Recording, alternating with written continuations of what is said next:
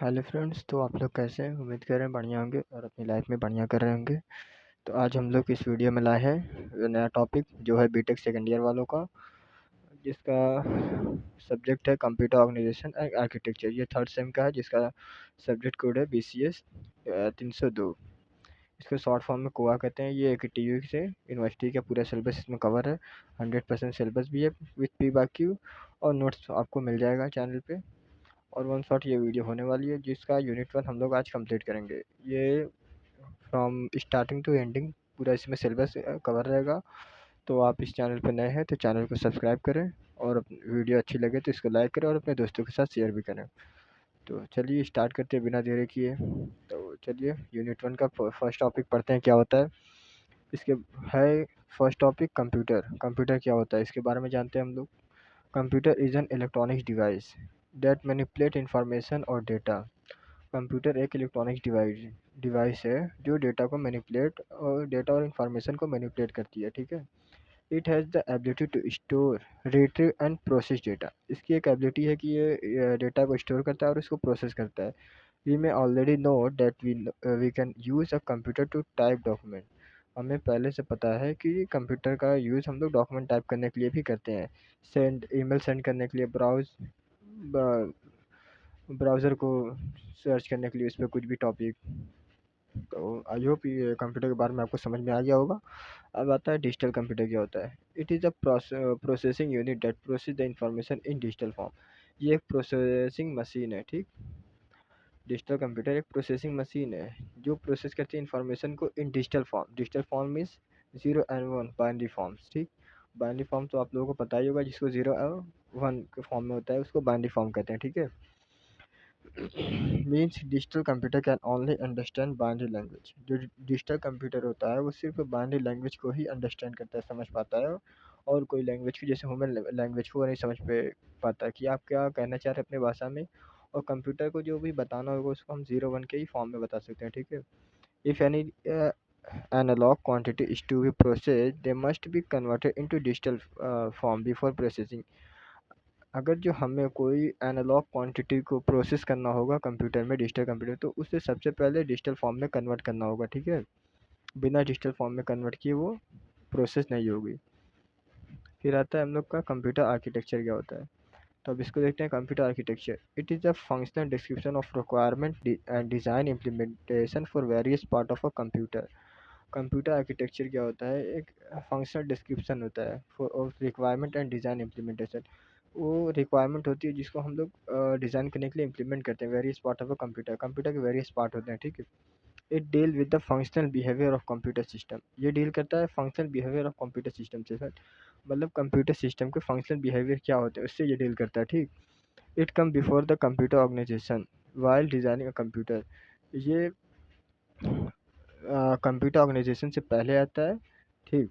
It come before the computer organisation, computer organisation से पहले आता है। वाइल डिज़ाइनिंग अ कंप्यूटर, जब हम लोग कंप्यूटर डिज़ाइन करते हैं, ठीक है। कंप्यूटर ऑर्गेनाइजेशन अब क्या होता है इसको देखते हैं। ये तो कंप्यूटर आर्किटेक्चर वो हम लोग का सब्जेक्ट ही है, कंप्यूटर ऑर्गेनाइजेशन एंड आर्किटेक्चर। तो आर्किटेक्चर तो हो गया। कंप्यूटर आर्किटेक्चर क्या होता है, अब पढ़ते हैं कंप्यूटर ऑर्गेनाइजेशन।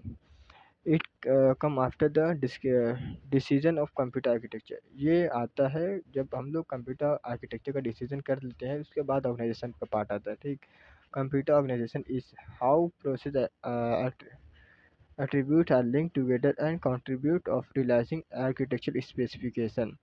इसका होता है कि हम लोग कैसे ऑपरेशन को एट्रीब्यूट और लिंक टू, मतलब एक साथ कैसे ऑपरेशन को हम लोग लिंक करते हैं और इसको रियलाइजिंग आर्किटेक्चर स्पेसिफिकेशन करते हैं।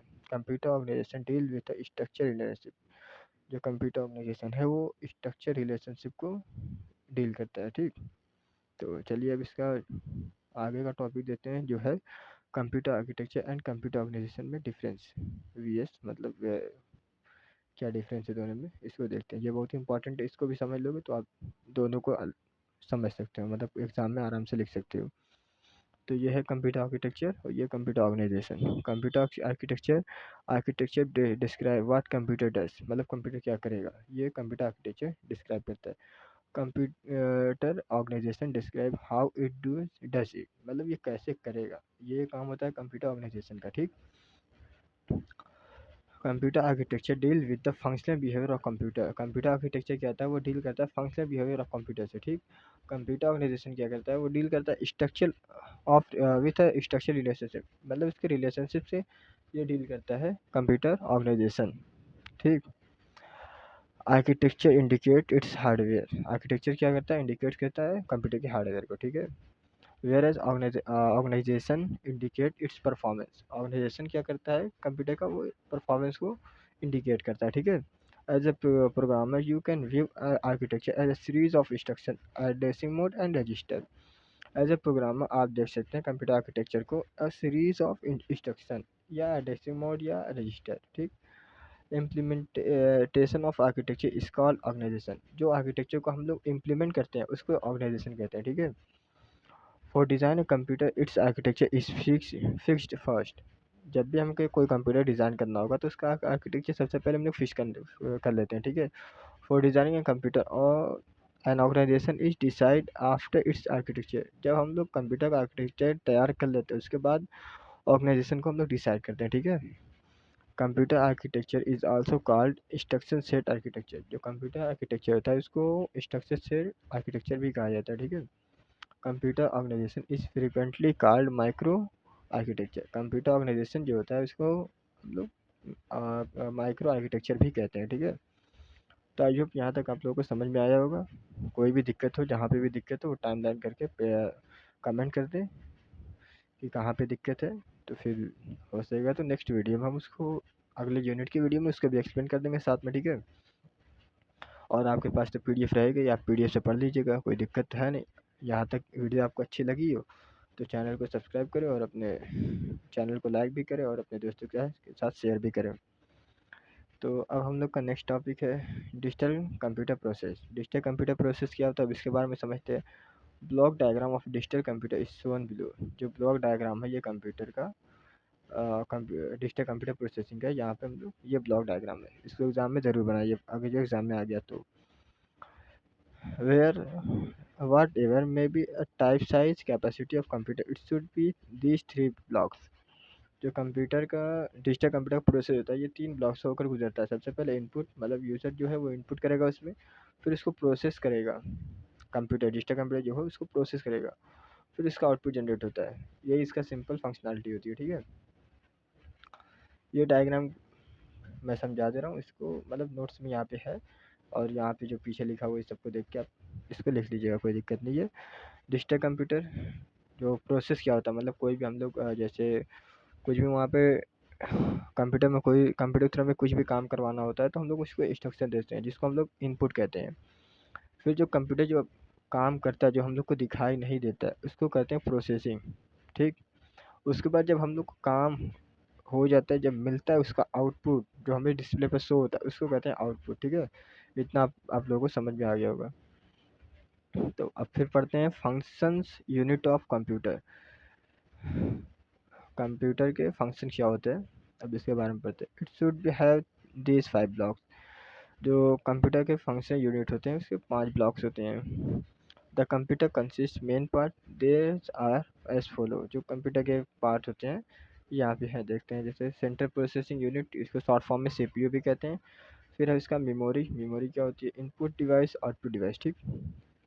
और इसका ये डायग्राम है फंक्शंस ऑफ यूनिट का। इसमें ये इनपुट डिवाइस है, फिर यहाँ पे स्टोरेज डिवाइस है, फिर ये कनेक्ट है आउटपुट डिवाइस से, फिर यहाँ पे आपको का कनेक्ट है कंट्रोल यूनिट एएलयू, और ये एक ब्लॉक में बनता है। फिर ये block input device output device से कनेक्ट है और स्टोरेज डिवाइस से कनेक्ट है, ठीक है। तो ये डायग्राम बहुत इंपॉर्टेंट है, इसको आप लोग देख लीजिएगा। अब पढ़ते हैं नेक्स्ट टॉपिक पे, मतलब वही टॉपिक का है, उसका सब टॉपिक है ये सीपीयू, सेंट्रल प्रोसेसिंग यूनिट। अब इसके बारे में पढ़ते हैं हम लोग। The CPU is the place where computation are perform. CPU एक प्लेस होता है जहाँ पे हम कंप्यूटेशन मतलब कैलकुलेशन को परफॉर्म करते हैं, ठीक है। It is the brain and heart of a computer. ये एक कंप्यूटर का ब्रेन होता है और हार्ट भी होता है, ठीक है। CPU interrupt instruction and process data contained in computer program. CPU has two component। जो सीपीयू है वो इंटरप्ट इंस्ट्रक्शन को प्रोसेस करता है, डेटा को कंटेन करता है इन कंप्यूटर प्रोग्राम में, ठीक है। CPU has two components. CPU के दो कंपोनेंट होते हैं सीपीयू के अंदर। ये तो एक हो गया सीपीयू। अब सीपीयू के अंदर दो कंपोनेंट होता है जिसको एक कहते हैं अरिथमेटिक एंड लॉजिकल यूनिट या लॉजिक यूनिट, लॉजिकल होता है सॉरी यहाँ पे। द एलयू, इसको शॉर्ट फॉर्म में एलयू कहते हैं। द एलयू ऑफ मतलब arithmetic and logical unit of the CPU perform the typical arithmetic operations such as addition, subtraction, multiplication and division। जो एलयू होता है वो मतलब अरिथमेटिक ऑपरेशन को परफॉर्म करता है, जैसे एडिशन हो गया, सब्ट्रैक्शन हो गया, मल्टीप्लिकेशन हो गया और डिवीजन हो गया। Computer use the binary number system, computer use करता है बाइनरी नंबर सिस्टम को, तो हम लोग ने पीछे बताया ही आपको। To represent a number, binary number system has only two digit, zero and one. जो बाइनरी नंबर सिस्टम होता है वो सिर्फ दो ही डिजिट होता है, जीरो या वन, ठीक है। ये पीछे बताए थे, एक बार और हो गया है, कोई दिक्कत नहीं। कंट्रोल यूनिट, जिसको शॉर्ट फॉर्म में सीयू कहते हैं। Control unit all the operation, sorry, control unit control all the operation in computer. जो कंट्रोल यूनिट होती है वो कंट्रोल करती है सभी ऑपरेशन को इन कंप्यूटर में, ठीक है। It is the controller of the system, इसको ये एक सिस्टम का कंट्रोलर होता है। It is also control all the devices connected to the CPU, ये सभी जो डिवाइसेस कंप्यूटर से कनेक्ट है उनको भी ये कंट्रोल करता है, ठीक है। It also control the flow of data from input device to memory and memory to input device. ये कंट्रोल डेटा के कंट्रोल फ्लो को भी कंट्रोल करता है, जैसे इनपुट डिवाइस से मेमोरी और मेमोरी से इनपुट डिवाइस, ठीक है, सॉरी मेमोरी से आउटपुट डिवाइस। अब आता है नेक्स्ट टॉपिक, इनपुट डिवाइस। ये इंपॉर्टेंट है कि एक अलग से टॉपिक पूछा जाता है, what is the input device या what do you understand by the input device. तो input device is the process of entering and translating incoming data into machine readable form. Input एक प्रोसेस होता है जिसके थ्रू हम लोग डेटा को एंटर करते हैं, या incoming data into the machine, मतलब हम लोग डेटा को एंटर करते हैं मशीन में रीडेबल फॉर्म में, ठीक है। Sorry, any hardware item which attach the main unit of a computer that house the CPU is referred to as peripheral devices. An input device is peripheral devices through which data are entered and transformed into the machine readable form। यहाँ से भी एक important है। An input device is a peripheral device, जो input device होती है उसको peripheral device भी कहते हैं या एक peripheral device भी होती है, through which उसके थ्रू हम लोग डेटा को एंटर करते हैं एंड ट्रांसफॉर्म करते हैं रीडेबल फॉर्म में, ठीक है। Input device are mainly use to communicate information between humans and computer. जो इनपुट डिवाइस होती है वो का मेनली उसका मेनली यूज होता है इंफॉर्मेशन को कम्युनिकेट करने के लिए ह्यूमंस और कंप्यूटर के बीच में। जैसे हो गया एग्जांपल में इनपुट डिवाइस में कीबोर्ड, माउस एटसेट्रा, ये हम लोग बचपन से पढ़ते आ रहे हैं इनपुट डिवाइस क्या होती है। बस यहाँ पे थोड़ी सी डेफिनेशन चेंज है बस, और कुछ नहीं, कहने का वही मतलब है, बस डेफिनेशन चेंज है।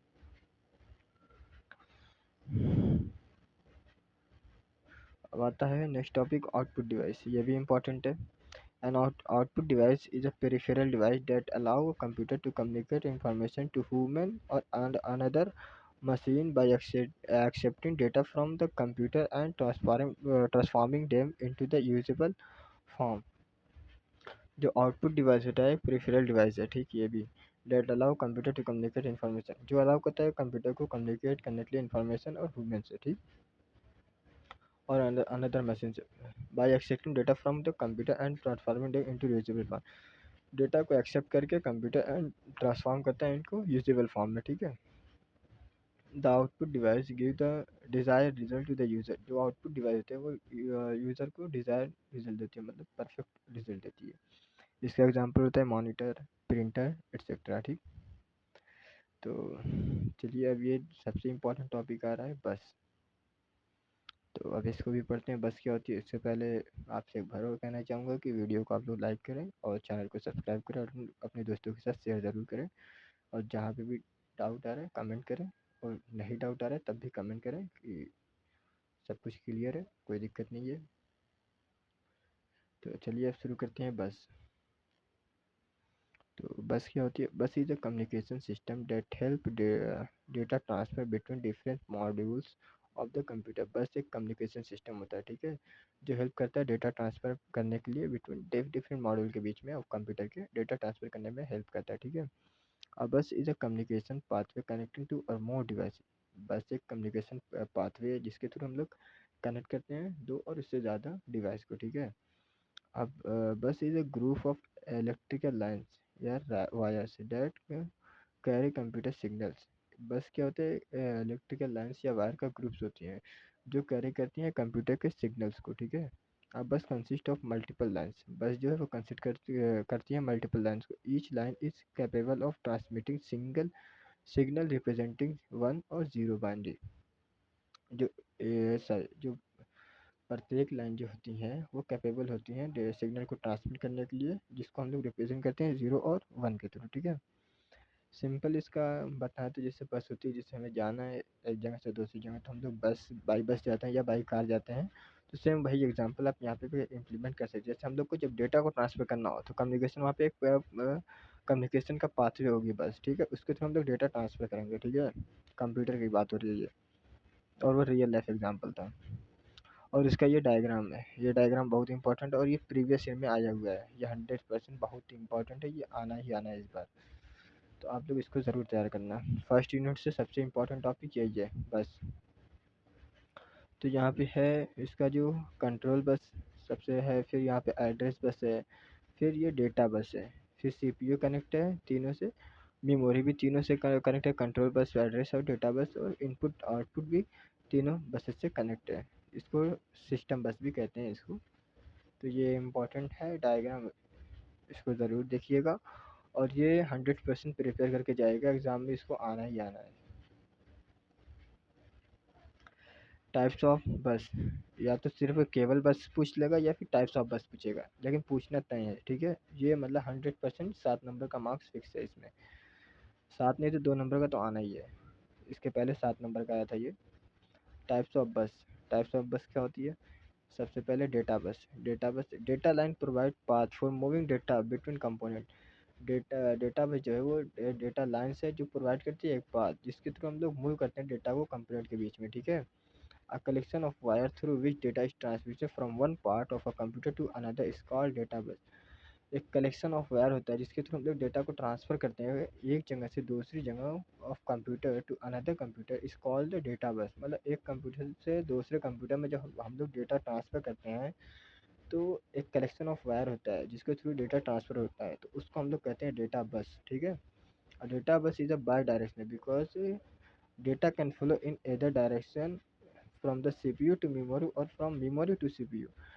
डेटा बस जो होती है वो बाई डायरेक्शनल होती है because the data bus can flow in other direction.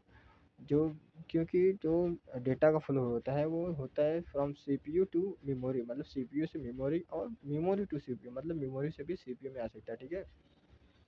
Each line can carry only one bit at a time.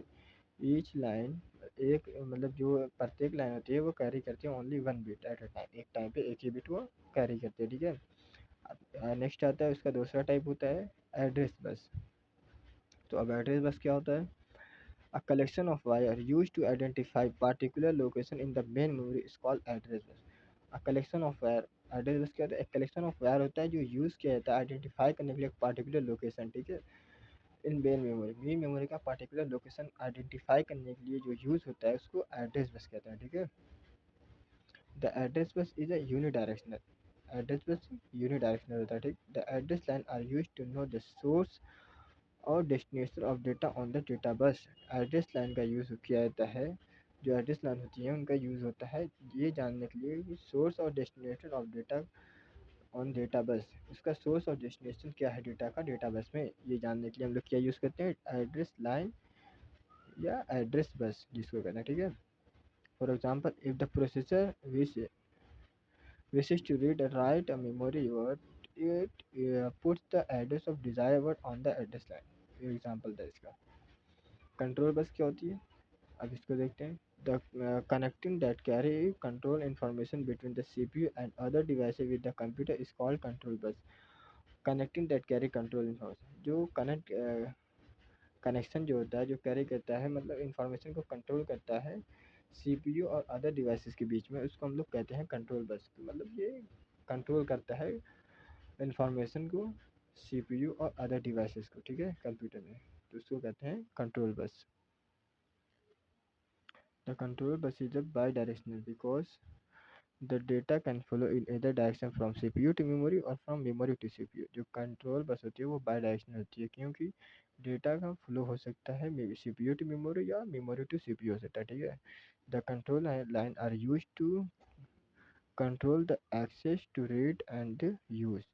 Control line का यूज़ किया जाता है कंट्रोल करने के लिए एक्सेस को, कि मतलब किसको रीड करना है किसको नहीं, of the data and address line, data और एड्रेस लाइन दोनों को, ठीक है। Control signals transmit both command and timing information. Control signal transmit करता है कमांड और टाइमिंग इंफॉर्मेशन को भी, ठीक है। टाइमिंग सिग्नल क्या होता है, यहाँ पे एक छोटा सा टॉपिक है, indicate the validity of data and address information. ये इंडिकेट करता है डेटा की वैलिडिटी और एड्रेस इन्फॉर्मेशन को, ठीक है। कमांड सिग्नल क्या होता है, specify operation to be perform, जो स्पेसिफिक ऑपरेशन परफॉर्म होता है उसको ये कमांड सिग्नल्स रहता है। बस आर्बिट्रेशन ये भी बहुत इंपॉर्टेंट है, इसको भी पढ़ लेते हैं। The process by which multiple request are recognised and priority given to one of them is called arbitration।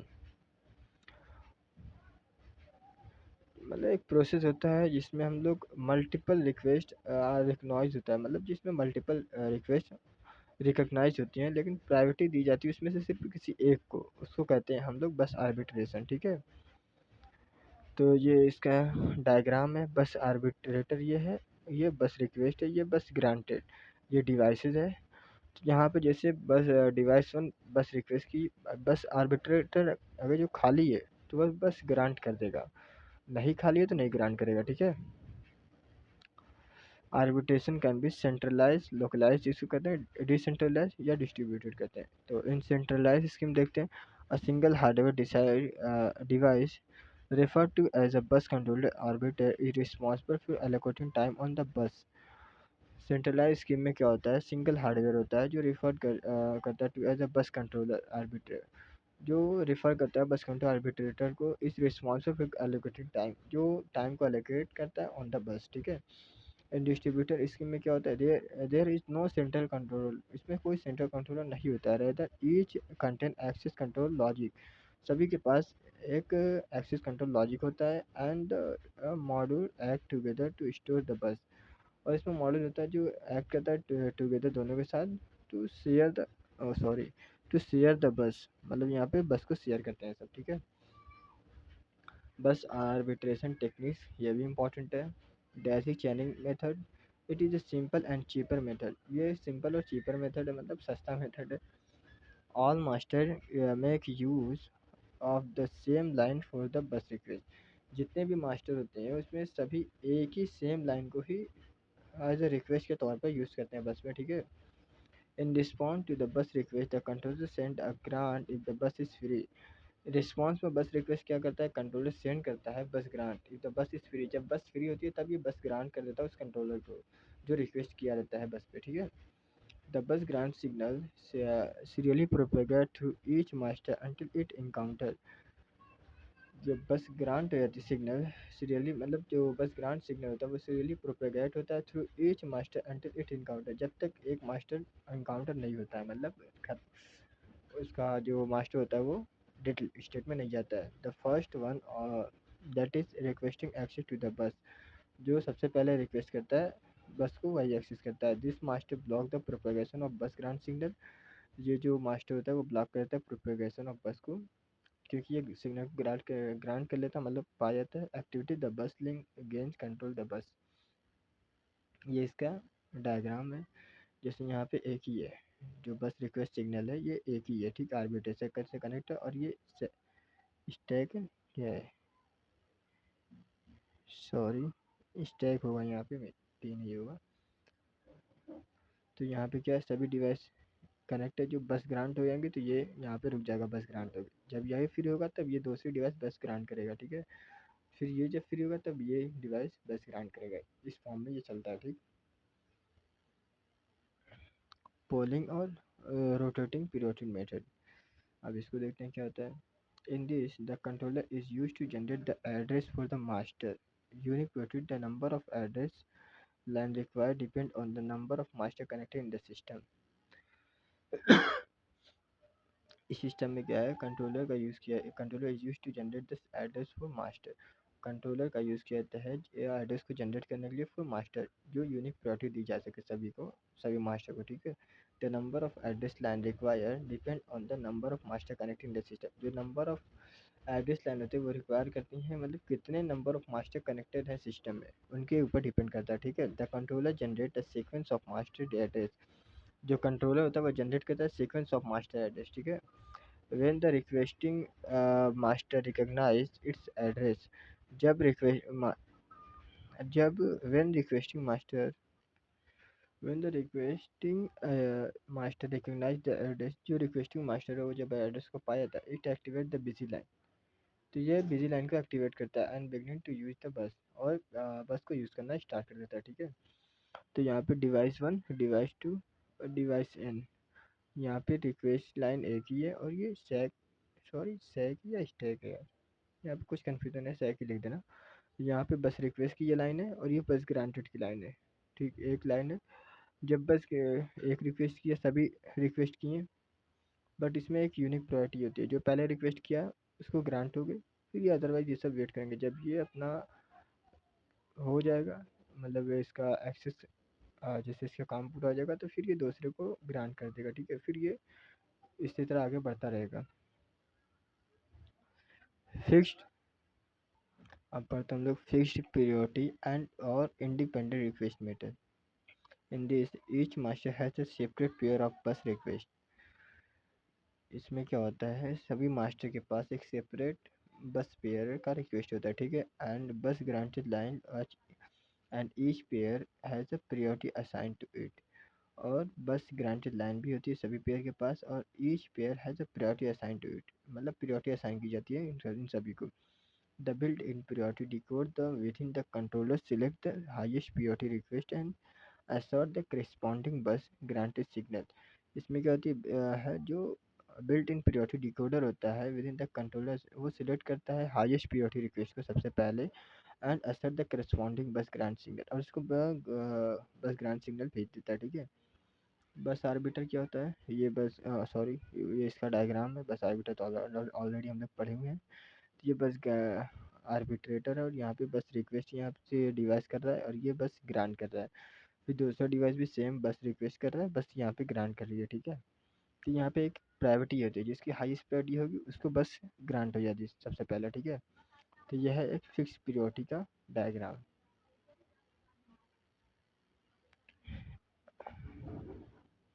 अब आता है next topic, registers.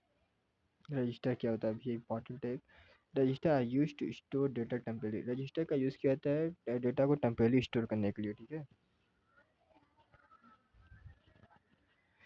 Register is a small high speed storage location inside the CPU. Register एक small है और इसकी high speed है, storage है, जो मतलब इसकी स्टोरेज की स्पीड बहुत हाई होती है, और ये इसकी लोकेशन क्या, इनसाइड द सीपीयू, सीपीयू के अंदर इसकी लोकेशन है, मतलब ये सीपीयू के अंदर इनबिल्ट रहता है। It is use to store data, ये इसका यूज़ किया जाता है डेटा को स्टोर करने के लिए, इंस्ट्रक्शन को भी स्टोर करने के लिए, टेम्परेली डेटा को स्टोर करता है, इंस्ट्रक्शन को भी स्टोर करता है। While the CPU performing operation, जब सीपीयू ऑपरेशन परफॉर्म कर रहा होता है तब। They increase the speed of processing, ये इंक्रीज करता है प्रोसेसिंग ऑफ स्पीड को, और जब हम कोई टास्क प्रोसेस करते हैं तो इसकी स्पीड को वो इंक्रीज करता है, ठीक है। टाइप्स ऑफ रजिस्टर, अब ये क्या होता है, देखते हैं कितने टाइप के रजिस्टर होते हैं। Register are can be divided into several type based on their function. Register divide किए सेवरल टाइप्स में बेस्ड ऑन देयर फंक्शन, ठीक है, उनके फंक्शन के आधार पे। Accumulator, it is the most important register in the CPU, ये बहुत ही इंपॉर्टेंट रजिस्टर, ये बहुत ही इंपॉर्टेंट होता है रजिस्टर में, ठीक है। सीपीयू में बहुत इंपॉर्टेंट रजिस्टर ये है। It store intermediate result of arithmetic and logical operation, ये स्टोर करता है इंटरमीडिएट रिजल्ट को जो अरिथमेटिक एंड लॉजिकल ऑपरेशन होते हैं। डेटा रजिस्टर डीआर जिसको कहते हैं, it hold the data that being transfer between CPU and memory, ये होल्ड करता है डेटा को जो ट्रांसफर होती है सीपीयू और मेमोरी में के बीच में, ठीक है। It works like a temporary storage for input operation, इसका वर्क होता है लाइक टेम्परेरी स्टोरेज को, जैसे फॉर इनपुट ऑपरेशन के लिए, ठीक है, इनपुट आउटपुट ऑपरेशन के लिए इसका वर्क जो है वो टेम्परेरी स्टोर करता है for input operation input output operation को। डेटा रजिस्टर में भी used only to hold data, data register का यूज़ किया जाता है, ओनली यूज़ करता है डेटा को होल्ड करने के लिए, ठीक है। जनरल पर्पज रजिस्टर ये क्या होता है, it can be use by the programmer. General purpose register का यूज़ प्रोग्रामर के थ्रू, सिर्फ प्रोग्रामर के थ्रू ही यूज़ होता है, ठीक है। It contain operand for any of code, ये कंटेंट करता है ऑपरेंड एनी ऑफ कोड के लिए, ठीक है। It can be use for addressing function, इसका यूज़ एड्रेसिंग फंक्शन के लिए भी किया जाता है। एड्रेस रजिस्टर अब ये क्या होता है, it store the memory address of the data and instruction, ये स्टोर करता है मेमोरी एड्रेस को डेटा के या इंस्ट्रक्शन के, ठीक है। That CPU want to fetch from RAM, जो CPU want to fetch from RAM, जो सीपीयू फेच करता है फ्रॉम रैम से, ठीक है। प्रोग्राम काउंटर क्या होता है, it store the address of next instruction to be executed, ये स्टोर करता है एड्रेस ऑफ नेक्स्ट इंस्ट्रक्शन, मतलब जो एड्रेस है उसका नेक्स्ट इंस्ट्रक्शन क्या होने वाला है उसको ये एक्सिक्यूट करने स्टोर उसके एड्रेस को, sorry, it store the address of next instruction, जो इंस्ट्रक्शन चल रहा है प्रोसेस में है उसका नेक्स्ट इंस्ट्रक्शन क्या है उसके एड्रेस को ये स्टोर करता है एक्सिक्यूशन के लिए, ठीक है। After fetching one instruction PC is automatically updated and point to the next selection. After fetching मतलब वन इंस्ट्रक्शन जब फेच कर लिया है तो पीसी क्या करता है, इसको प्रोग्राम काउंटर क्या करता है, ये इसको ऑटोमेटिकली अपडेट करता है और पॉइंट करता है नेक्स्ट इंस्ट्रक्शन या सिलेक्शन को, ठीक है। आई होप यहाँ तक आप लोगों को वीडियो अच्छी लगी हो, तो वीडियो को लाइक करिए और चैनल को, जो इस चैनल पे नए हैं वो चैनल को सब्सक्राइब करें और अपने दोस्तों के साथ शेयर करें। भाई बहुत मेहनत लगती है नोट्स बनाने में, तो इसके लिए आप प्लीज़ थोड़ा हेल्प करिए हमारे भी, जिससे हमें भी मोटिवेट मिले, क्योंकि आप लोग चैनल को सब्सक्राइब करते हैं और वीडियो को लाइक और कमेंट करते हैं तो हमें वही तो असल मोटिवेट रहता है हमारे लिए, क्योंकि हमें लगता है कि हाँ कितने बच्चों को समझ में आ रहा है कितने को नहीं आ रहा है, तो उस हिसाब से हमें भी मोटिवेट मिलेगा, तो हम आप लोगों को फ्री में कंटेंट इतना ज़्यादा प्रोवाइड करें, आपको सब पूरा सिलेबस कवर कराएं, तो इतना तो भाई बनता ही है यार, इतना तो मुझे पता है तुम लोग कर दोगे भाई, चैनल को सब्सक्राइब करोगे हर हाल में, ठीक है। तो कर देना, जो लोग नहीं किए हैं चैनल को सब्सक्राइब कर देना। और चलिए फिर बिना डिस्टर्ब किए हुए वीडियो को आगे बढ़ाते हैं। तो अब हम लोग का टॉपिक है क्या, बस ट्रांसफ़र। बस ट्रांसफ़र क्या होता है, a digital system compose of many register and path must be provided to transfer information from one register to another. एक डिजिटल सिस्टम होता है जिसमें मैनी रजिस्टर और पाथ होते हैं जो प्रोवाइड कर मतलब इंफॉर्मेशन को ट्रांसफ़र करने के लिए प्रोवाइड करते हैं एक रजिस्टर से दूसरे register. There the number of wire connecting all of the register will be exclusive if separate lines are used between each register and all register in the system. बस structure on the other hand is more efficient, जो बस register है other hand में वो बहुत ही efficient है for transferring information between register in a multi register configuration. जो बस स्ट्रक्चर है अदर हैंड में बहुत ही एफिशिएंट होता है for transferring information between register and multi register configuration system. और बस consist of set of common lines, जो बस है कंसिस्ट करता है एक सेट ऑफ कॉमन लाइन्स को, one for each bit of register, one each bit of register through which bind information is transfer one at a time, जिसके through मतलब bind information transfer की जाती है वन एट अ टाइम, मतलब एक time पे एक इंफॉर्मेशन ट्रांसफर किया जाता है। Control signal determine which register is selected, control signal है वो डिटरमाइन करता है कौन सा रजिस्टर सिलेक्ट हुआ है by the bus during the particular register transfer, मतलब जब पार्टिकुलर रजिस्टर ट्रांसफर होता है तो कौन सा बस सिलेक्ट हुआ है, रजिस्टर सिलेक्ट हुआ है बाई बस, ठीक है। ये इसका डायग्राम, ये बहुत इंपॉर्टेंट डायग्राम है, इसको आप देख लीजिएगा। जैसे यहाँ पे मक्स का यूज़ हो रहा है मल्टीप्लेक्सर का, यहाँ पे मल्टीप्लेक्सर 1 2 3 4 चार मल्टीप्लेक्सर यहाँ पे यूज़ किए गए। यहाँ पे रजिस्टर का यूज़ किया था, रजिस्टर डी, रजिस्टर सी, रजिस्टर बी, रजिस्टर सी, ठीक। और यहाँ पे चार चार आउटपुट निकल रहे हैं, फिर ये कनेक्टेड हैं सभी मक्स के, ठीक है, मल्टीप्लेक्सर से। तो यहाँ पे एक कॉमन बस दिखा रहे हैं, फिर यहाँ पे एक 4 लाइन्स है, ठीक है, सभी एक दूसरे से कनेक्ट है। ये डायग्राम बहुत इंपॉर्टेंट है, आप लोग देख लीजिएगा इसको। जैसे यहाँ पे है 0 तो फिर यहाँ पे 0 से 0 कनेक्ट हुआ है, और इसमें 3 का, जैसे यहाँ पे ये है मल्टीप्लेक्सर 3, तो यहाँ पे जितने हैं सबका 3 वर्जन से ही कनेक्ट होगा। ये रजिस्टर 1 का 3 से आउटपुट से कनेक्ट, रजिस्टर बी का 3 आउटपुट से कनेक्ट है, रजिस्टर सी का 3 आउटपुट से कनेक्ट है, रजिस्टर डी का 3 आउटपुट से कनेक्ट है। ठीक, इसी तरह सबका रहेगा। जैसे यहाँ मल्टीप्लेक्सर 2 कनेक्ट होगा तो यहाँ पे रजिस्टर डी से 2 और रजिस्टर सी का 2, रजिस्टर बी का 2, रजिस्टर ए का 2, इससे इस तरह सभी से कनेक्ट होगा। ठीक है, तो यहाँ पे क्या कहते हैं, ये S1 S2 ये इनपुट लाइन है, S1 S2 ये इनपुट लाइन है और ये 4 आउटपुट लाइन्स है। तो रजिस्टर क्या है, S1 S2, जब ये जीरो रहेगा, ये जीरो रहेगा तो रजिस्टर कौन सा सिलेक्ट होगा, ए सिलेक्ट होगा। ठीक है, जब हम लोग का इनपुट जो होगा वो दोनों ज़ीरो होगा तो रजिस्टर वन ए सिलेक्ट होगा। ठीक है, और जब S1 ज़ीरो होगा और S0 1 होगा तो ये रजिस्टर बी सिलेक्ट होगा, और जब S1 1 होगा और S2 ज़ीरो होगा तो रजिस्टर सी सिलेक्ट होगा, और जब दोनों 1 1 रहेगा तो रजिस्टर डी सिलेक्ट होगा। ठीक है, ये है पूरा इसका वर्किंग फ्लो और ये इसका डायग्राम है। इसको आप बहुत ही केयरफुली से पढ़ना और 2-3 बार इसको ड्रा करके प्रैक्टिस कर लेना, जिसको एग्ज़ाम में ड्रा करना आसान होगा। ठीक है, तो चलते हैं फिर स्टार्ट करते हैं अपना मेमोरी ट्रांसफ़र। अब इसके बारे में पढ़ते हैं। The transfer of information from one memory unit to user end is called the read operation. Memory transfer का सिंपल में एक मतलब इसमें लिखा नहीं है उसका, थोड़ा घुमा फिरा के लिखा गया है, तो इसको हम बता रहे हैं सिंपल भाषा में, अगर जो आप लोग समझना चाहें तो। जैसे मेमोरी ट्रांसफ़र क्या होता है, मेमोरी में जो भी स्टोरेज है, जैसे मतलब हमारे पास कुछ फाइल्स हैं जो हमारे मेमोरी में स्टोर है, उसको हम लोग ट्रांसफ़र करें अनदर मेमोरी में, उसको कहते हैं मेमोरी ट्रांसफ़र। अब इसको हम लोग पढ़ते हैं डीपली बाई, मतलब कि क्या रीड ऑपरेशन होता है, क्या राइट ऑपरेशन होता है, इसके बारे में भी जानना चाहिए। ये भी मेमोरी ट्रांसफ़र के अंदर ही आता है। The transfer of information from one memory unit to user end is called the read operation. The transfer of information मतलब मेमोरी से जो इन्फॉर्मेशन ट्रांसफ़र हो रही है यूज़र एंड की तरफ, इसको कहते हैं हम लोग रीड ऑपरेशन, क्योंकि मतलब मेमोरी से डेटा ट्रांसफ़र हो रहा है यूज़र को शो करने के लिए, उसको रीड ऑपरेशन कहते हैं। ठीक है, ये सिंपल है इसका। The transfer of information to be store in the memory is called the write operation.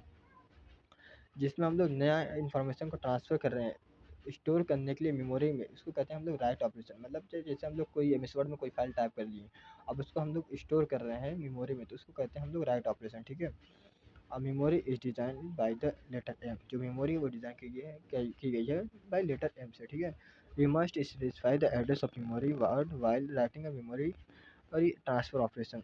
मतलब हम लोग को स्पेसिफाई करना होगा, बहुत ज़रूरी स्पेसिफाई करना होता है कि मेमोरी एड्रेस ऑफ मेमोरी, जब वर्ड की जो एड्रेस ऑफ मेमोरी है उसको हम लोग को स्पेसिफाई करना होगा कि कहाँ पे, while writing a memory transfer operation. जब हम लोग मेमोरी ट्रांसफ़र ऑपरेशन को लिख रहे हैं तो हमें ये ज़रूर पता होना चाहिए कि मेमोरी का एड्रेस क्या है। मतलब जैसे हम लोग एमएस वर्ड में कुछ फाइल टाइप कर रहे हैं और हमें सेव कर रहे हैं तो उसका हमें एड्रेस मालूम होना चाहिए। ठीक है, dash address register is design by the AR, जो एड्रेस रजिस्टर है वो डिज़ाइन किया गया है एआर से, and the data register is design by DR, और जो डेटा रजिस्टर वो डिज़ाइन किया गया है डीआर। तो यहाँ पे ये इसका एक फार्मूला की तरह इसको याद करना, रीड क्या है डीआर, फिर ये ब्रैकेट एम आर। ठीक,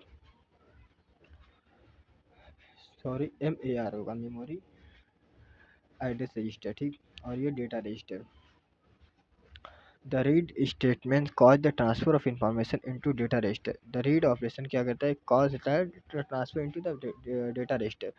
जो इसमें स्टेटमेंट्स होती है उसको हम लोग ट्रांसफ़र करते हैं डेटा रजिस्टर में। ठीक, फ्रॉम द मेमोरी वर्ड से selected by the address register, जो सिलेक्ट किया गया है बाय एड्रेस रजिस्टर के थ्रू। ठीक है, राइट ऑपरेशन का ये क्या है, write operation address of address register, ये है मेमोरी का एड्रेस रजिस्टर आर वन मतलब हम लोग कुछ डेटा लिख रहे हैं उसको हम लोग राइट कर रहे हैं मेमोरी के एड्रेस रजिस्टर पे। ठीक है, the right statement cause transfer of information from register R1 into the main memory word selected by the address register, जो एड्रेस रजिस्टर के थ्रू सिलेक्ट किया गया है उस मेमोरी वर्ड के उस लोकेशन पे हम लोग उस डेटा को स्टोर कर रहे हैं। ठीक है, ये इसका सिंपल मतलब है कि ट्रांसफ़र कर रहे हैं डेटा को, इन्फॉर्मेशन फ्रॉम रजिस्टर से, जो इन्फॉर्मेशन उसको हम लोग रजिस्टर से मेन मेमोरी वर्ड में सेव कर रहे हैं जो एड्रेस रजिस्टर के थ्रू सिलेक्ट की गई है।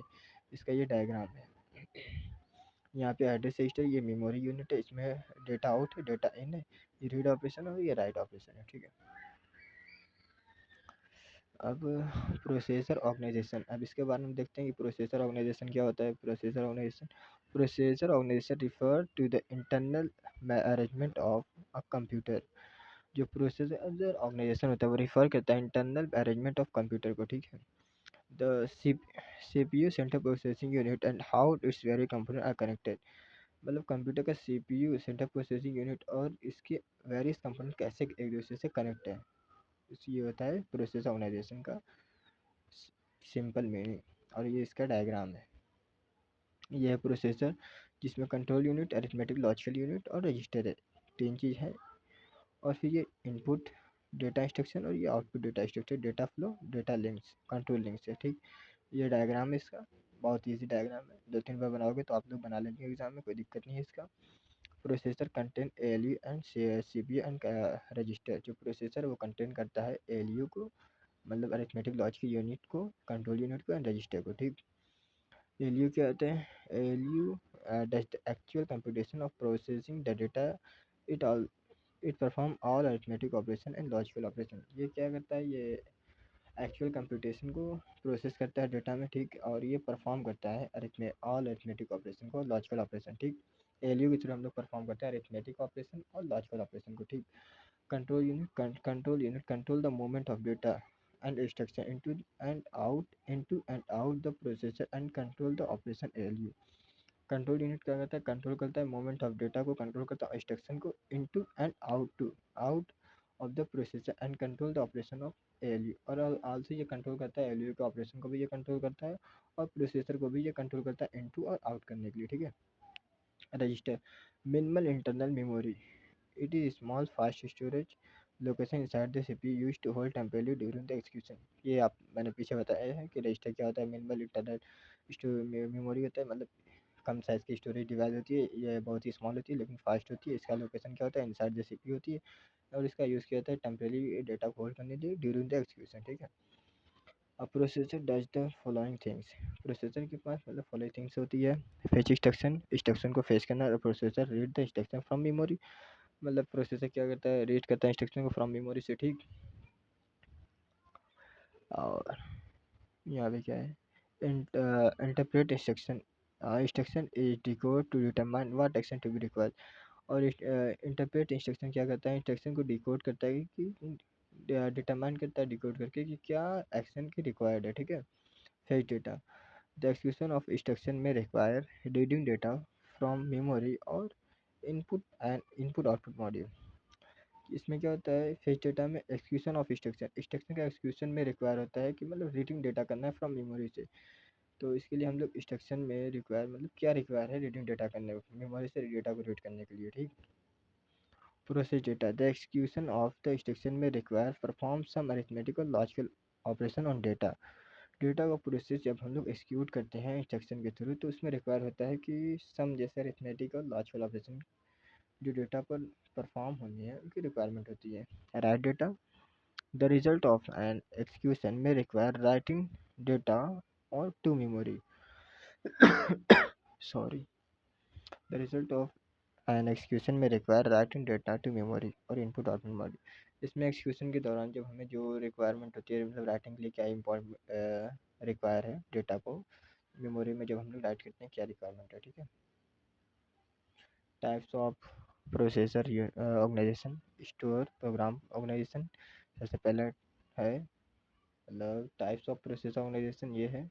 इसमें सबसे पहला टाइप क्या है? Store program organisation. ठीक, it means that both the instruction program जिसको कहते हैं and data are store in the same memory of the computer.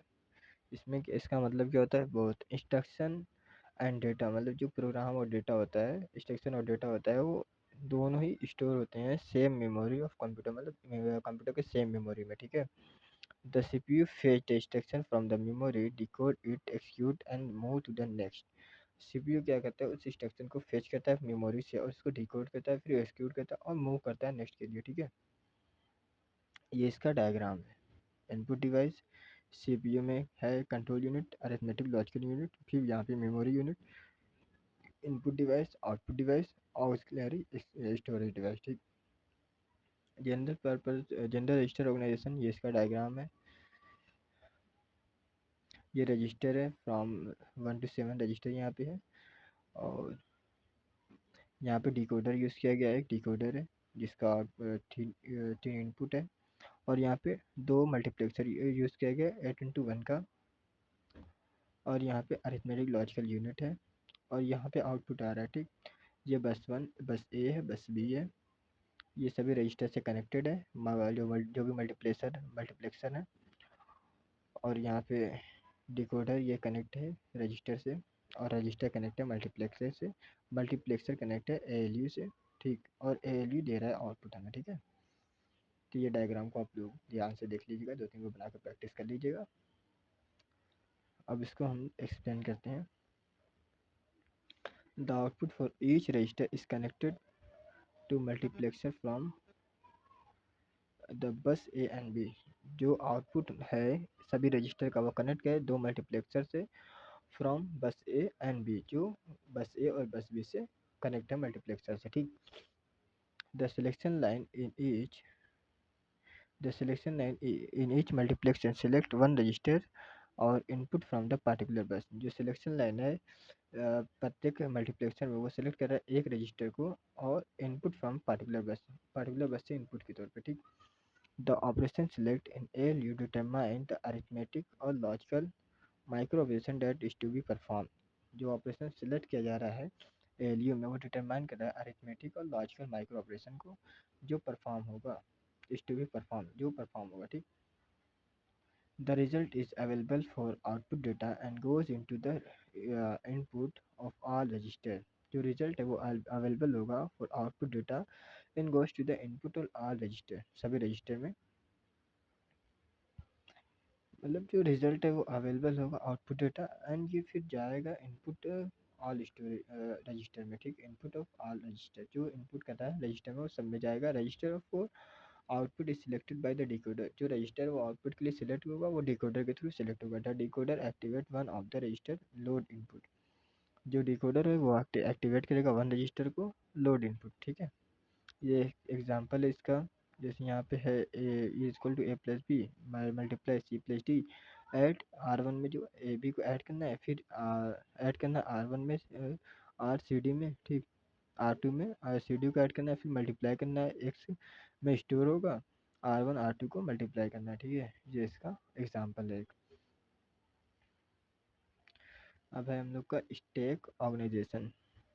तो ये बेसिकली वही डेटा स्ट्रक्चर वाला स्टैक है। स्टैक ऑर्गेनाइजेशन क्या होता है? इस store information in leaf order last in first out.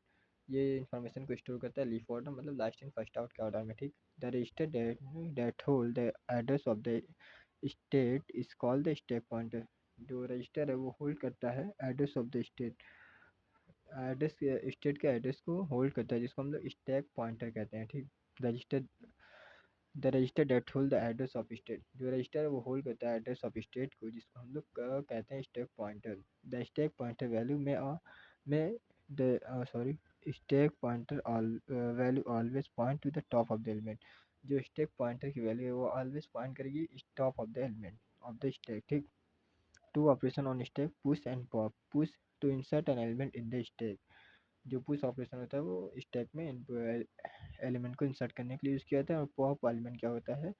To delete the element from the stack. Stack से एलिमेंट को डिलीट करने के लिए यूज़ किया जाता है। Stack can be collection of memory word और रजिस्टर। स्टैक का कलेक्शन होता है मेमोरी वर्ड का और रजिस्टर्स का, ठीक। इसका एग्जांपल क्या है? 64 वर्ड रजिस्टर स्टैक। यहाँ पे इसका डायग्राम है। सॉरी, ये थोड़ा नीचे का कट गया है।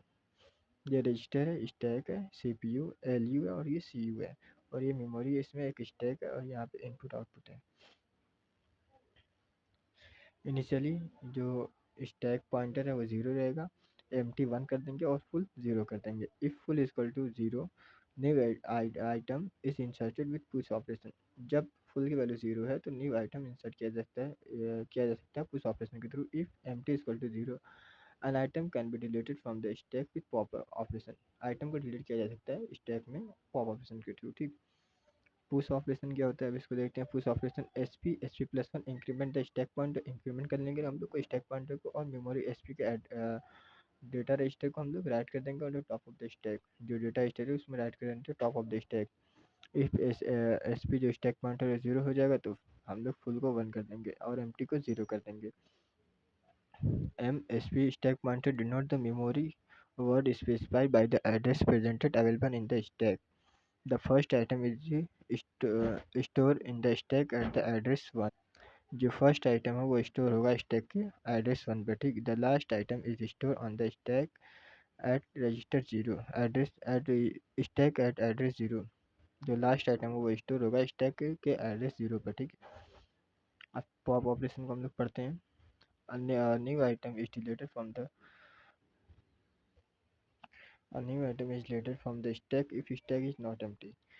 नए आइटम को हम लोग स्टैक में डिलीट कर सकते हैं जब हम लोग का स्टैक एम्प्टी नहीं होगा तब। D R data register memory का स्टैक पॉइंटर जो है रीड करेगा data from the top of the stack. Top of the stack के डेटा को रीड करेगा। इस स्टैक पॉइंटर को 1 माइनस मतलब डिक्रीमेंट करेंगे। If S P 0 then empty 1 कर देंगे और फिर 0 कर देंगे, ठीक। ये इतना इंपॉर्टेंट नहीं है, सॉरी यहाँ पे गलती से लग गया था। ये इतना इंपॉर्टेंट और इम्पॉर्टेंट ये एल्गोरिथम इसका नहीं है।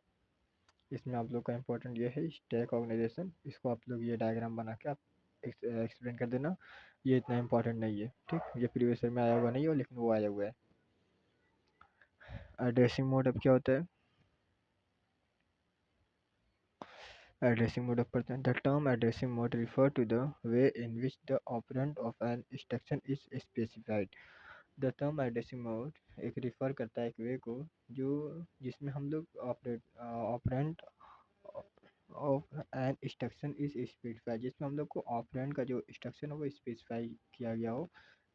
इसको हम लोग एक्सप्लेन करते हैं। द टर्म एड्रेसिंग मोड जो टर्म एड्रेसिंग मोड का वो रेफर करता है एक वे में, एक वे को जिसमें हम लोग ऑपरेंड को इंस्ट्रक्शन को स्पेसिफाई करते हैं। Dash address mode specified a rule for interpreting और modifying the address field of the instruction before the operand is actually executed. Address mode जो है वो स्पेसिफाई करता है एक रूल को फॉर इंटरप्रेटिंग और या मॉडिफाई करने के लिए एड्रेस को फील्ड को जो इंस्ट्रक्शन के पहले ऑपरेटर को एक्चुअली एक्सिक्यूट किया गया है, ठीक। ऑपकोड क्या होता है? Tell the CPU what operation to be perform. Opcode क्या है? वो बताता है सीपीयू की क्या ऑपरेशन परफॉर्म होगा। ऑपरेंड क्या होता है? द डेटा और address on which the operation perform. जिस डेटा और एड्रेस पर जो ऑपरेशन परफॉर्म होगा उसको ऑपरेंड कहते हैं। The addressing mode are technique. जो एड्रेसिंग मोड है वो एक टेक्निक्स है जिसका यूज बाय द सीपीयू, जिसका यूज सीपीयू थ्रू किया जाता है to identify the location of the operand. Identify करने के लिए ऑपरेंड की लोकेशन को, ठीक। नीड फॉर द एक्सक्यूशन और इंस्ट्रक्शन। इसका नीड होता है एक्सक्यूशन एक्सिक्यूटिंग और इंस्ट्रक्शन के लिए। ये ऑपकोड एड्रेसिंग मोड का ये डायग्राम है।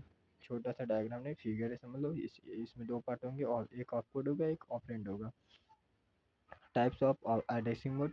इमीडिएट एड्रेसिंग फर्स्ट टाइप है इसका immediate addressing. The operand is the part of the instruction itself it is used sorry the operand is a part of the instruction itself. जो operand है वो खुद ही part होता है instruction के itself का, ठीक। It is used when the value is known while writing a program. इसका यूज किया था जब हम लोग का वैल्यू को ऑलरेडी पता हो जब हम लोग प्रोग्राम लिख रहे हैं, ठीक। ये इसका फिगर है इंस्ट्रक्शन ऑपरेंड, ठीक। एग्जाम्पल क्या है? MU1 AL35H move data 35H into AL register। Direct addressing क्या है? The instruction contain the memory address of the operand. जो इंस्ट्रक्शन है वो कंटेन करता है मेमोरी ऑपरेंड के मेमोरी एड्रेस को। The CPU access the data directly from the address. जो सीपीयू है वो एक्सेस करता है डेटा को directly from the address. Address के थ्रू हम लोग उस डेटा को एक्सेस करते हैं सीपीयू में। जो सीपीयू होता है वो डेटा को एक्सेस करता है एड्रेस के डायरेक्टली एड्रेस के थ्रू, ठीक। मतलब इसमें क्या होता है एक इंस्ट्रक्शन है यहाँ पे हम लोग का उसका जो ऑपरेंड है उसका एड्रेस रहेगा, फिर ये एड्रेस के थ्रू हम लोग उस ऑपरेंड को एक्सेस करेंगे। इसको कहते हैं डायरेक्ट एड्रेसिंग। इंस्ट्रक्शन कंटेन करेगा मेमोरी एड्रेस को, ठीक। और सीपीयू एक्सेस करेगा उस एड्रेस को मेमोरी के एड्रेस को जिसके थ्रू वो डायरेक्टली उस ऑपरेंड को एक्सेस कर लेगा, ठीक है। इसमें ऐड है A1 में 30 मतलब ए में 30 को ऐड कर रहा है, ठीक। Sorry at the contents affect the address of to, ठीक है। इनडायरेक्ट एड्रेसिंग बस लास्ट ही टॉपिक चल रहा है। आप लोग चैनल को सब्सक्राइब करिए, वीडियो को लाइक करिएगा और अपने दोस्तों के साथ शेयर ज़रूर करिएगा। बस मैक्सिमम 5 से 10 मिनट वीडियो और रहेगी, उतना भी टॉपिक ख़त्म हो जाएगा, ठीक। इनडायरेक्ट एड्रेसिंग थर्ड इसका टाइप है। Indirect addressing, the instruction contain the address of the register, जो इंस्ट्रक्शन है वो कंटेन करेगा रजिस्टर के एड्रेस को, ठीक। और मेमोरी लोकेशन, मतलब memory location that hold actual address of the operand, जो होल्ड करेगा एक्चुअल एड्रेस ऑपरेंड के एक्चुअल एड्रेस को, ठीक। इंस्ट्रक्शन उसको कंटेन करेगा। Instructions, the CPU first fetch the address, CPU करेगा पहले उस एड्रेस को फेच करेगा, then access by the operand, फिर उसके बाद उस ऑपरेंड को एक्सेस करेगा, ठीक है। इसका ये एग्जांपल है, जैसे यहाँ से इंस्ट्रक्शन है, इंस्ट्रक्शन में हम मेमोरी का एक एड्रेस रखें, फिर उस एड्रेस में उस ऑपरेंड का एड्रेस रखा हुआ है, मतलब यहाँ पे जैसे है कि मैं गया एक दुकान पे, फिर वो दुकान वाला मुझे रेफर किया कहीं और दुकान पे। सिंपल, जैसे डॉक्टर को हम लोग जाते हैं, कोई मतलब कोई जांच करानी हो तो डॉक्टर लिखेगा जांच, फिर वो हम लोग जाएंगे उसके जो पैथोलॉजी वाले हैं उनके पास जाएंगे, ठीक। तो फिर वो जांच लिखेंगे, फिर बाई वो मशीन वो जांच करेंगे, सेम वही प्रोसेस यहाँ पे, जैसे वहाँ पे 3 स्टेप में काम होता है, यहाँ पे भी 3 स्टेप में काम हो रहा है। लोड कर रहा है R1 R2 को data from the memory location, R1 R2 में डेटा को लोड कर रहा है मेमोरी लोकेशन से, ठीक। रजिस्टर एड्रेस 4 टाइप्स इसके, क्या the operand is located into the in a CPU register specified by the instruction, इसमें क्या ऑपरेंड जो है वो लोकेटेड किया जा रहा है सीपीयू रजिस्टर में specify by the instruction, instruction में जो स्पेसिफाई किया गया, ठीक। यहाँ पे इसका इंस्ट्रक्शन है आर, फिर ये इंस्ट्रक्शन में इस रजिस्टर का जो रजिस्टर में ऑपरेंड स्टोर है इसका एड्रेस स्टोर किया गया है। द इंस्ट्रक्शन स्पेसिफाई और रजिस्टर आर, दो इंस्ट्रक्शन है उसको स्पेसिफाई किया गया रजिस्टर आर में। The CPU take operand directly from the register, जो सीपीयू वो ऑपरेंड को डायरेक्टली ले सकता है रजिस्टर आर से, ठीक है।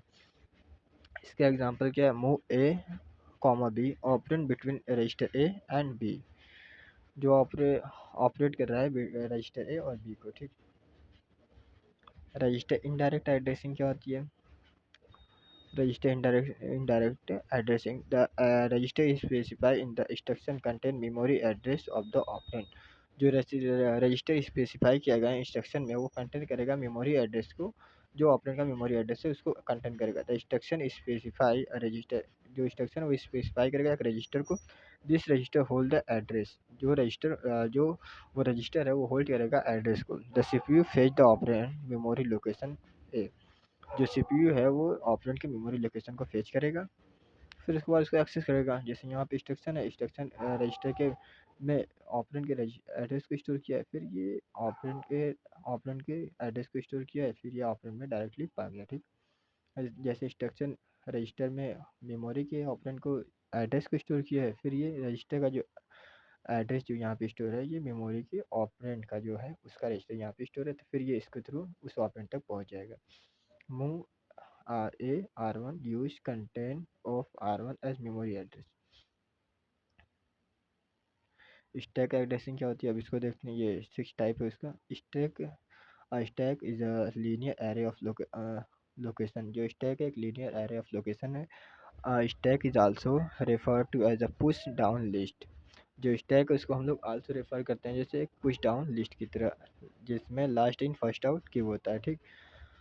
जो स्टैक एड्रेसिंग है वो लीफो के कॉन्सेप्ट पे वर्क करता है, जैसे last in first out. The stack mode of addressing is a form of implied addressing, जो स्टैक मोड ऑफ एड्रेसिंग है ये फॉर्म होता है इम्प्लाइड एड्रेसिंग का, ठीक। The machine instruction need not include memory reference but implicitly operate on the top of the stack, जो machine instruction है वो उसको नीड नहीं है इंक्लूड करने के लिए मेमोरी रेफरेंस को, but implicitly operate on the top of the stack, but implicitly operate कर रहा है on the top of the stack, ठीक।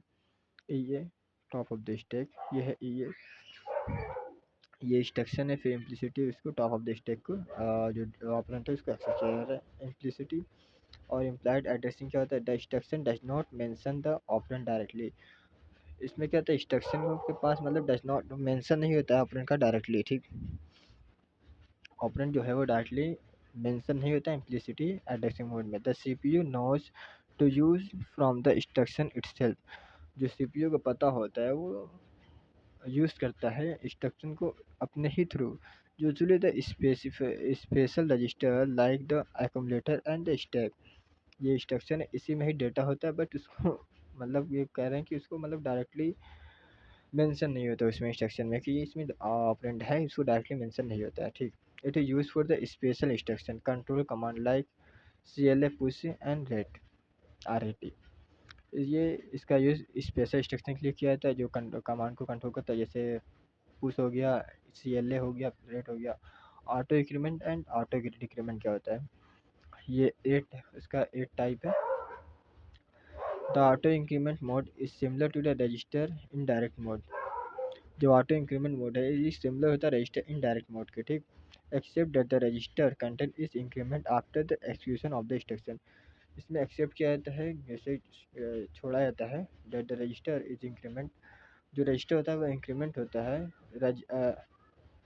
आफ्टर जो एक्सक्यूशन होता है, इंस्ट्रक्शन का एक्सक्यूशन होता है उसको सॉरी एक्सेप्ट करता है रजिस्टर के, जो इंक्रीमेंट करता है पर आप एक जो एक्सक्यूशन हो, इंस्ट्रक्शन का एक्सक्यूशन हो जाता है उसके बाद ये इंक्रीमेंट कर दिया जाता है रजिस्टर को, ठीक। The except the register is increment after the execution of the instruction, जो इंस्ट्रक्शन का एक्सक्यूशन तब एक्सक्यूट हो जाता है तो उसके बाद रजिस्टर को इंक्रीमेंट कर दिया जाता है। Effective address equal to content of register plus address in instruction, now increment the content of the register equal to R equal to R+1, मतलब रजिस्टर को इंक्रीमेंट कर दिया जाता है भाई ये।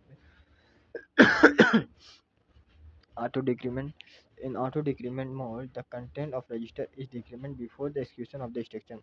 ऑटो डिक्रीमेंट मोड में क्या होता है, जो कंटेंट रजिस्टर का होता है वो डिक्रीमेंट कर दिया जाता है एक्सक्यूशन के इंस्ट्रक्शन के एक्सक्यूशन से पहले, ठीक। तो इसका ये है R1 equal to R-1, effective address equal to content of register minus address of in instruction. तो चलिए आप आज की यहाँ तक आपकी वीडियो जो ये फर्स्ट यूनिट है ये पूरी सिलेबस के अकॉर्डिंग कंप्लीट हो गई है। तो आप इसको पूरा देख चुके होंगे, तो आपको वीडियो अच्छी लगी तो वीडियो को लाइक करें और शेयर करें और अपने चैनल को सब्सक्राइब करें।